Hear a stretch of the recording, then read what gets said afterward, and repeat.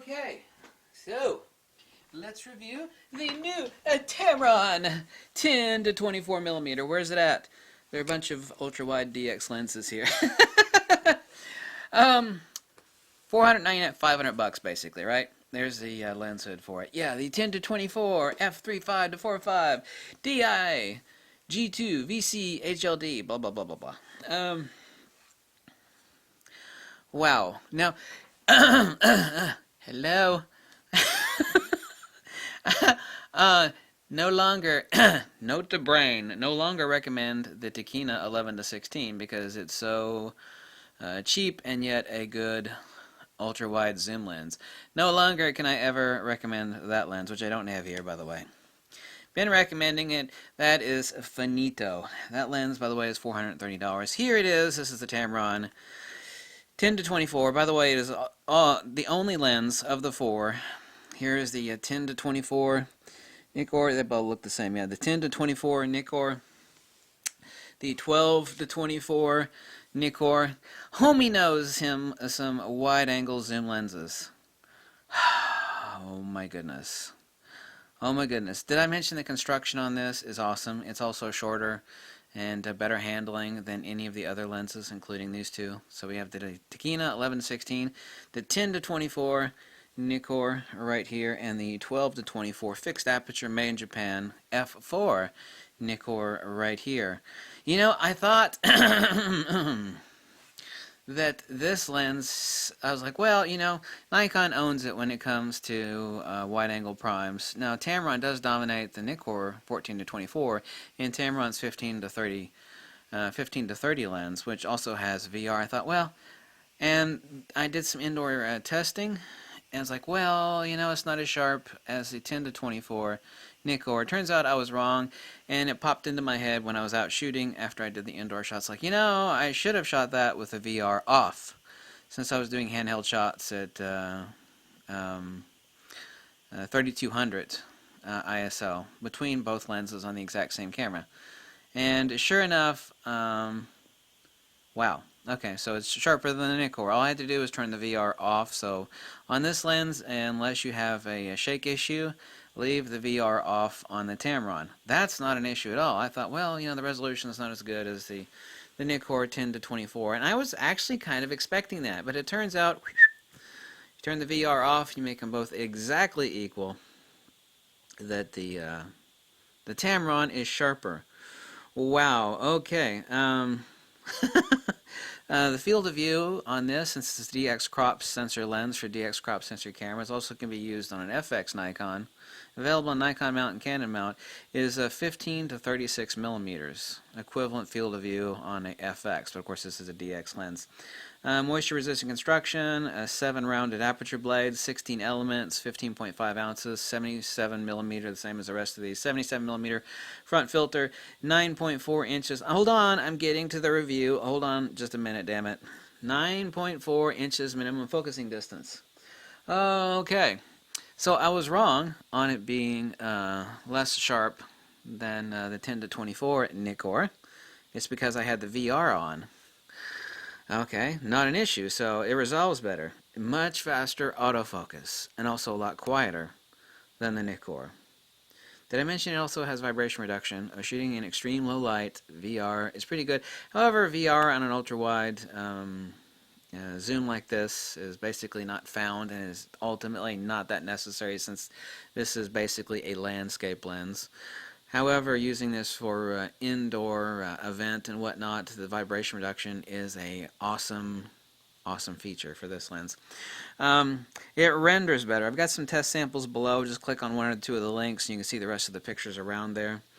I also have examples of how it resolves worse if you're doing handheld shots. It doesn't matter. I mean, it's a sharper lens.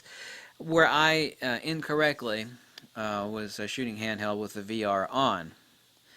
So turn the VR off unless you absolutely need it. So it's a sharper lens. It's faster autofocus. It does have VR for crazy low light. That combined with the Nikon D500 makes this lens the bleepity bleep. I actually want to say something really extreme. But you pair this with the high ISO performance of the Nikon D500 with the VR of this lens, and you have you've got that lens that goes, yeah, I must own it. $500, metal body. This is a repeat of the Nikkor 70-200. You're thinking, well, you're just like schmoozing up to Tamron. No, I don't play games with Tamron. I don't do anything for their favor. Nothing. They don't give me anything. No, they don't give me anything. As I showed you in that video where I showed you the receipt where I paid for that last 70-200 Tamron. Tamron doesn't give me anything. This lens is incredible. I started off the day thinking, well, you know, it's got VR, and I know it autofocus is a lot faster, and it has better rendering. I thought, well, you know, it's just a hair worse than the Nikkor. No! Turns out I was wrong, and it like popped into my head halfway through shooting outside with it. I was like, you know, you should have done that shot, test comparisons, and I did a lot of them. A lot, okay? I just didn't like take two shots of two different, you know, back and forth, back and forth, back and forth, back and forth. Yes, this lens is better.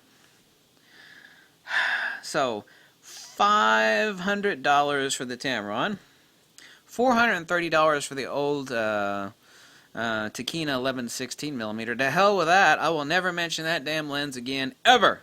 Ever. Everybody's like, what? It's a great wide zoom lens for a DX crop sensor. I've been going, Takina 11-16. I've like said that 10,000 times. No more will I be saying that. No, I'm going to like, Tamron! Tamron! Let's see, this lens is basically $900 with no VR and not as sharp, the 10-24 Nikkor, so yeah, to hell with that, right? Both these lenses have been out for quite some time, so you can find used copies pretty cheap, but even cheap, they're still more expensive than this one is new. So, no dice used or new on the 12-24 or the 10-24. Do you know how much the 12-24 Nikkor fixed f4 is? Yeah, well, it's made in Japan. Yeah, it's a fixed f4. Good. Who gives a damn? It's nearly $1,200. That means you could buy two of these and have $200 left over for the price of a 12-20. No, never going to mention either one of those ever again. Did I also mention this is metal body? Also made in China. No big deal. Quality construction is a Tamron is kicking ass and taking names. Now I only rented this lens. The 70 to I actually want this lens now. So I got, you know how many lenses I've got? God, I got a lot of lenses. When I'm usually grabbing for an ultra wide zoom, I'm going to be grabbing for an ultra wide zoom, but it's going to be on my full frame, and it's going to be my Tamron 15-30. Another Tamron lens, which I, by the way, named Lens of the Year for 2015. This is it. I want this lens. A little speck of dust on there. Make sure I return it in immaculate shape since I only rented it. Wow, this is it. Tamron knocked it out of the park. You are never going to hear me ever recommend the Takina 11-16 again, used or new. It's like, well, the Takina 11-16 new is $70 cheaper than this. Yeah, and it's an old lens that is nowhere near as good as this Tamron. No, it's not. No, it's not. It doesn't render as good. It's not as sharp. It doesn't have VR. This lens is... the autofocus is damn... You really don't need fast autofocus. I mean, most of this stuff is for landscape and event. The autofocus is really damn fast, and it's also really damn quiet. Breathe. Breathe. Another winner from Tamron. If you think some of this video review is hyperbole, it's just me being humorous. But I'm dead serious. I don't jack around or, you know, I don't... I take the lens reviews really seriously because I do lots of lens reviews, and I never... I don't care if you think I'm a total asshole, okay? I never want to hear someone's like, I bought this, and I really don't hear it. I don't hear it. Now, with 3,400 videos, I mean, I hear it like maybe once every 5 or 6 months, which is ridiculous. Because you could recommend like an awesome lens that costs $40, and ultimately someone is going to complain. It's like, I bought that really awesome lens that costs $40 brand new. I don't like that you're... So, you know, my approval rating on my lens recommendations is astronomically awesome. That's why I take these I don't want to hear anybody saying, you know, I bought this lens and I hate it, you know. I just don't know what, you know, I don't hear that. I don't. And I take the lens reviews serious, and I try to be very, very objective. This lens is bleeping awesome. I wanted to use another word, but I'm trying to be PC. I'm trying to be family friendly, kind of, sort of. It's the tits. Okay, it's epic. This lens is incredible. I started off the first 3 hours of the day like, well, I'm gonna test the hell out of it, even though it's not as sharp as the 10 to 24 Nikkor. Well, it turns out that hello. All I do is switch off the vibration control and it's sharper. So unless you absolutely need the VC, turn it off. Did you hear me? Did you hear me? So this is it. You want the wide zoom now? This is it. And for $499, $500 basically. I mean, this is it. Tamron, eat your heart out. I can't even mention Sigma. I mean, Sigma, it doesn't even compare to Nikon. It doesn't compare to anything. I mean, horrible lenses that fall apart. This is it. I mean, Sigma, eat your heart out, and Nikon, even still. Jesus. Tamron, damn. All you can say about Tamron is damn. Really, really good job. Someone at Tamron needs a bleeping promotion. It's like whoever the hell is running the crap at Tamron needs a damn promotion. I mean that seriously. Someone give the dude or dudettes or dudes or dudettes and dudes and dudettes a frickin' promotion. Really damn good job. So that's it. Click the links below if you want to take some test shots, and this is it. It's the only wide zoom for DX that I can recommend now. For very existential, empirical, valid, objective reasons. Thank you so much for watching. I pounded this lens today to make sure that the review was accurate and existentially valid. If you like this video, you can drop me a buck or two. You can tell me to jump off a cliff, whatever makes you happy. It's all good. Really good lens. Actually, I want this lens. I own so many lenses.